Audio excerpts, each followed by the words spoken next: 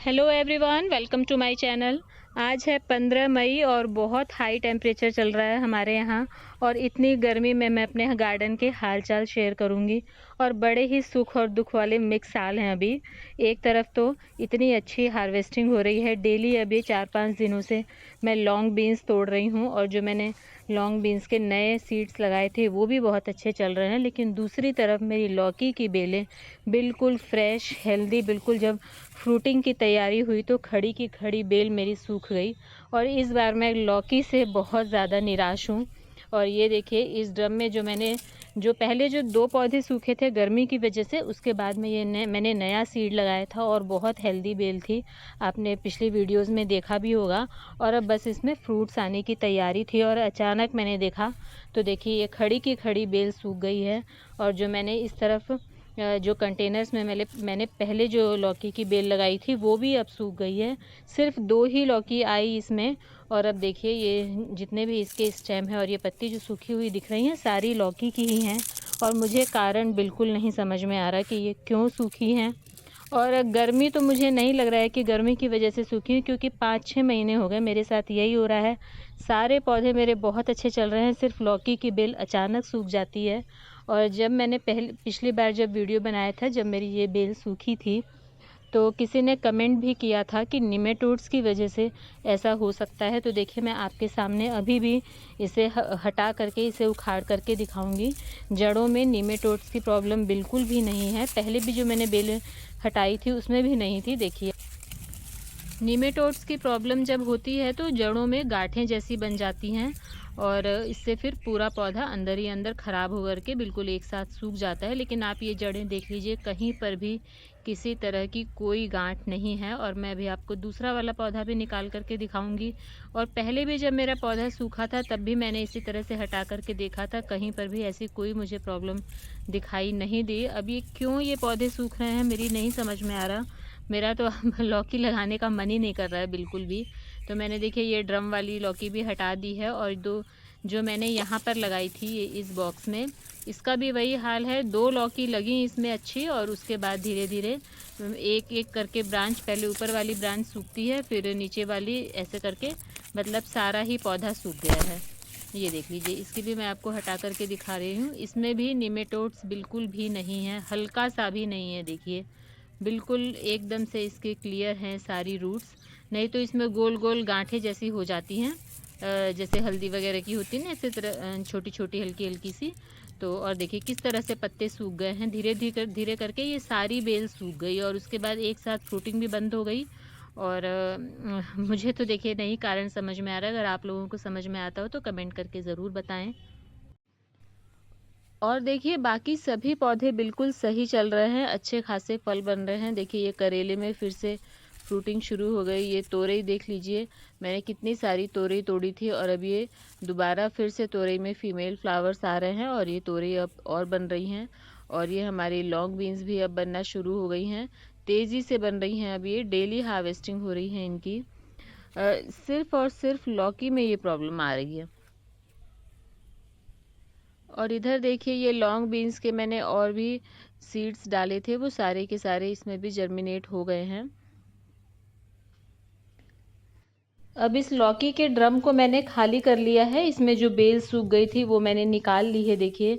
और अब मैं इसमें लौकी तो बिल्कुल नहीं लगाऊंगी। ये देखिए ये बेल निकली हुई है। अब मैं कुछ दिनों तक लौकी नहीं लगाने वाली हूँ। और इस ड्रम को मैंने आपको दिखाया था, सारा मैंने किचन वेस्ट और गार्डन वेस्ट से भरा था, पूरा यहाँ तक ऊपर भरा था। और अब देखिए इसका लेवल कितना नीचे जा चुका है, क्योंकि नीचे जो वेस्ट था वो डिकम्पोज जब होता है तो मिट्टी जो होती है ऊपर की वो नीचे की तरफ दब जाती है। और अब मैं आपको इसे थोड़ा सा नीचे से ऊपर करके दिखाती हूँ कि जिसका जितना भी इसमें वेस्ट था, लगभग 2 महीने हो चुके हैं। और देखिए सारा का सारा वेस्ट जो है हमारा वो डिकम्पोज हो चुका है। कुछ भी नहीं बचता है, सिर्फ जो सूखी सूखी टहनियों के अलावा कुछ भी नहीं बचता है। सारा कुछ अपने आप डिकम्पोज हो जाता है। और इसी को अगर हम कंपोस्ट बिन में करते हैं तो काफ़ी टाइम लग जाता है, और इस तरह से अगर हम करते हैं तो बहुत जल्दी खाद बन जाती है। और देखिए केचुए, मेरी मिट्टी में केचुए बहुत हैं, और जो ये केचुए हैं यही डिकम्पोज करने का काम करते हैं। तो आप देख लीजिए, मैं आपको निकाल करके दिखा रही हूँ, क्योंकि उसी समय तो फिर अपडेट देते बनता नहीं है। तो अभी आप देख लीजिए नीचे जो मैंने जितना कुछ डाला था सारा का सारा अच्छी तरह से बिल्कुल मिट्टी की तरह हो चुका है। कहीं भी आपको कुछ भी दिखाई नहीं देगा, सिर्फ ये थोड़ी थोड़ी सूखी हुई टहनियाँ ज़रूर दिखाई देंगी। और कोई दिक्कत नहीं होती है, इन्हें ऐसे ही पड़े रहने दो, धीरे धीरे ये भी अपने आप डिकम्पोज हो जाती हैं।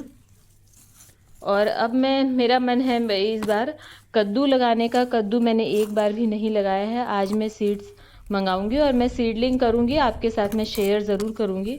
इस वीडियो में तो नहीं कर पाऊंगी, मैं सीड्स आज मंगाने वाली हूं। अगर मिल जाते हैं तो मैं ज़रूर इसमें कद्दू लगाऊंगी। और अब हम थोड़ी सी हार्वेस्टिंग देख लेते हैं। जितने भी सब्जियां हैं अभी उसे हम हार्वेस्ट कर लेंगे। तो सबसे पहले शुरुआत बरबट्टी से करते हैं। और जब ये एक बार लगना शुरू होती है तो फिर बहुत लगती है, ढेर सारी लगती है। मतलब डेली आप हार्वेस्ट कर सकते हैं अगर आपने बरबट्टी अपने किचन गार्डन में लगाई हुई है। और अभी भी आप इसकी सीडलिंग कर सकते हैं। अभी भी मैंने 2 कंटेनर्स में इसके सीड्स लगाए हैं और उसके भी अब पौधे तैयार हो रहे हैं।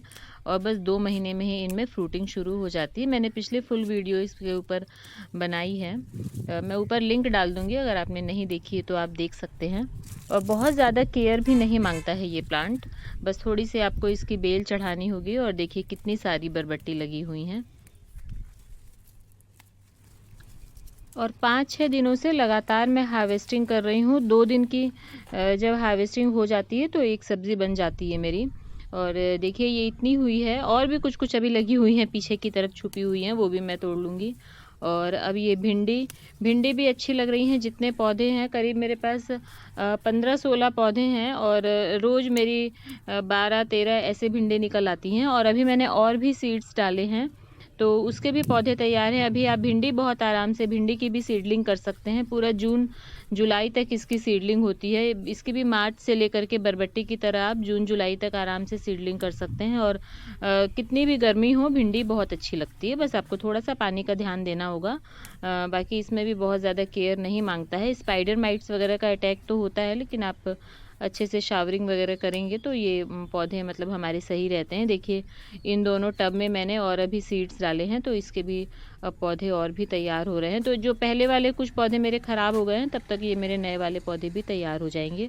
तो आप इसी तरह से जो गर्मी वाली सब्जियां होती हैं वो गर्मी से लेकर के बरसात के स्टार्टिंग तक आप इसी तरह से सीडलिंग कर सकते हैं, कुछ कुछ गैप करके। और ये टमाटर आपने देखे, और ये वही ठंड वाला टमाटर है जो लोग कहते हैं कि उसमें जो नई ब्रांचेस निकलती हैं उसमें फ्रूटिंग होती है या नहीं होती। तो देख लीजिए होती है, मेरी तो हो रही है।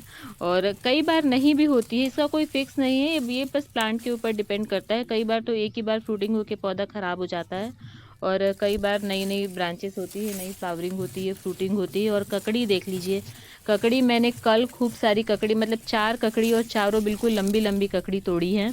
और मैंने बैगन भी सारे तोड़ लिए थे कल, मैं वीडियो मैंने नहीं बनाया। और ये तो दोनों तीनों ककड़ी छोटी छोटी हैं। और अब जैसे जैसे ना ये बेलें पुरानी होती जाती हैं, देखिए साइज़ में भी फ़र्क पड़ता जाता है। ये देखिए तीनों ही छोटी हैं, जबकि कल जो मैंने तोड़ी थी वो तीनों ही काफ़ी लंबी लंबी थी। तो लगातार खाद वगैरह देते रहिए बस, तो पौधा हेल्दी रहता है। 2-2.5 महीने तो इसमें फल लगते ही।